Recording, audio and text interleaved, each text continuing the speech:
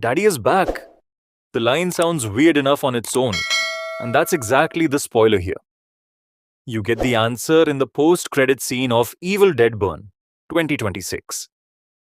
And honestly, the hype they build in that post-credit scene is bigger than the hype the whole movie builds. After Evil Dead Rise 2023, the studio started streamlining this universe. Burn continues that plan. The tape recorder, the Necronomicon, the Kandarian demon's weakness, everything is slowly being connected. But the full lore doesn't drop all at once. It's a step-by-step reveal. Burn is just the second step. The next part, expected in 2028, will go deeper.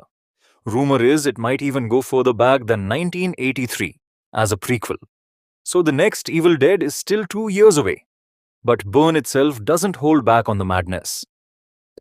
There's a cursed family that the Kandarian Deadites are deliberately hunting, because the family holds something that's stopping the demons from having free reign on the planet. This time there's no summoning, barring one small moment. Instead, it's a normal, messed up family. The grandfather died a while back. He was part of a cult and had discovered a major weakness of the demon.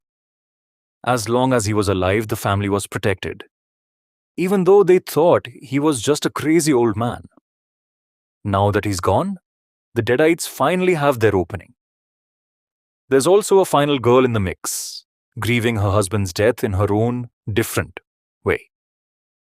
The film also touches, lightly, on abuse, the real meaning of love, and safety within a relationship. Abuse is shown from both sides, and there's some nuance if you pay attention to the dialogue.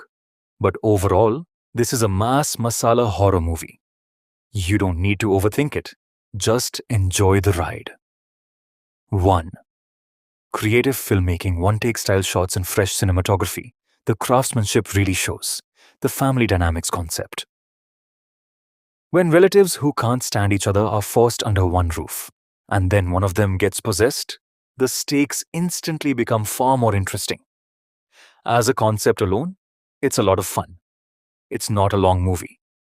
It takes its time setting things up, then goes full mass mode in the second act, complete with slow-motion hero/villain entrance moments, like something out of a South Indian action film.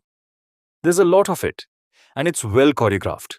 A rooftop chase, a bathroom fight, a car fight. At times this feels more like an action movie than horror, but it never forgets its roots. The dinner table scene builds tension beautifully, and there's a kissing scene that somehow feels wrong and iconic at the same time. Perfect for USA audiences. This is a theater with friends, make noise and enjoy kind of movie.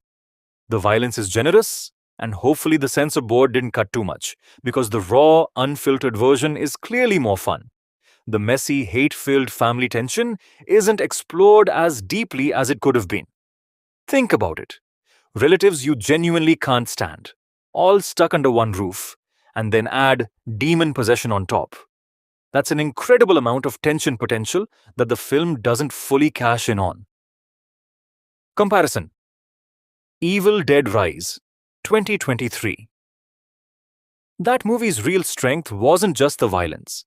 It was the relationship between the two sisters, the insults they hurled at each other, the emotional mommy moments. That bond genuinely landed emotionally. Burn has a bit less of that depth because the focus here leans more toward mass masala action and gore. In a runtime just under 2 hours, the character conversations in Chin, including the personal digs the demons make at the humans, could have been stretched out more. Overall, I really enjoyed this movie. Everyone should watch it. It genuinely lifts your mood. It's a full cinematic experience. Mass masala horror that wins you over with its crazy appeal. The post-credit scene blew my mind. It was so iconic that waiting for the sequel is going to be tough. Let me know in the comments. Have you watched the new Evil Dead? If not, go watch it, it's good cinema. Until then, keep watching and keep enjoying.